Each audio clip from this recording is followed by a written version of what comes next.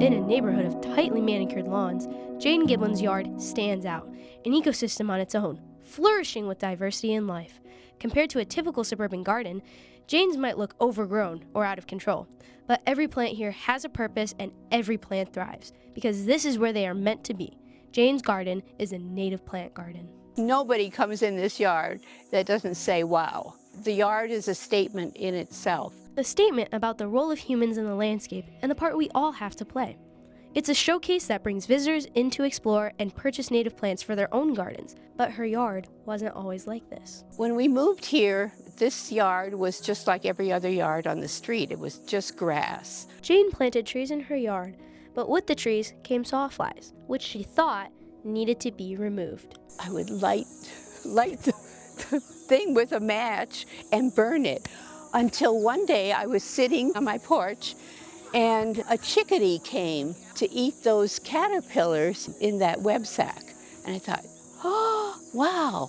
What Jane had witnessed, and what started her on the path of her life's work, was the power of native plants. Native plants are plants that grow in a specific region without human introduction.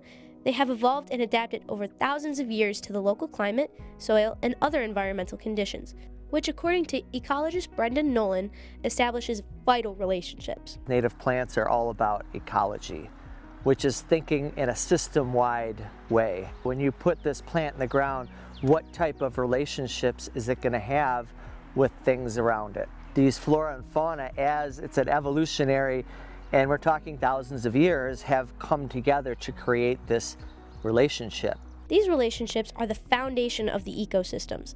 Native plants often require less water, fertilizer, and maintenance than non-native plants, and they support birds and insects by providing food and shelter.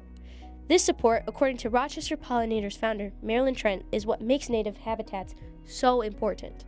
A woke tree supports 564 species, and a ginkgo only supports 3. If you think and extrapolate, if you keep exchanging plants that support 115 species to like a petunia 3, of course you're going to lose so much. And they also soak up so much with their root system. The grass roots are about this short, and so the soil is very compacted. But these native plants have roots that go 6 feet to 15 feet. You're soaking up thousands of gallons more than a lawn because native plants soak up 90% more. Because native plants are so beneficial, their absence is quite stark.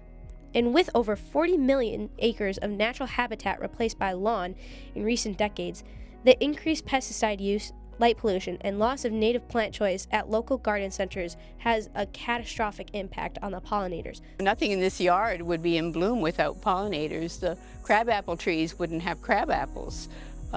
We wouldn't have any seeds on the flowers, for them to carry on and propagate without the pollinators. Life on Earth extinguishes without pollinators, yet the habitats that sustain them continue to be destroyed. Why are people resistant to native plants? It frightens people to think that you're asking to put all native plants now. And they get a lot of complaints because it does take a few years for the plants to bloom, and people are used to seeing what they are used to seeing. But what I've found is once people start working and planting with the native plants, they start understanding them better. Once people have a better understanding of native plants, they can rethink their relationship to the environment. The problem that we've always had is that when you placed humans above the ecosystem as if they were not a part of it, that created a disconnection. One of the biggest hurdles of native plant gardening is to learn to let go of control of the landscape. Everything that you start to plant doesn't always stay healthy or is not the right place for it. Letting go of having to control is a really big part of having a native garden. You have to let go of seeing holes in your plant leaves because somebody, needed to do that. The old conception of what a landscape was a picture, right? Because that would stay static, or like a living room. You set these pieces out, right? And then it's supposed to be that way. And then you're in control.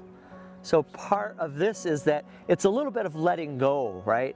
It's like you manage things differently. And once you have let go, you find new ways of connecting. I come out here every morning, walk around and see what's new. And every morning there's something new. You start seeing and relating to nature more, that you're not going to the store and, oh, it's time to buy the begonias. What happens is, because they're perennials and they come back every year, and it's kind of like your friends are back, you know? They come back every year and you start having a rhythm of life is happening that you can relate to. The whole idea with native plants is that you're being a part of it. And then it's creating a relationship with everything else around you, which I personally think helps with your relationships with other people. And that's the building block of all of it, right? It's community.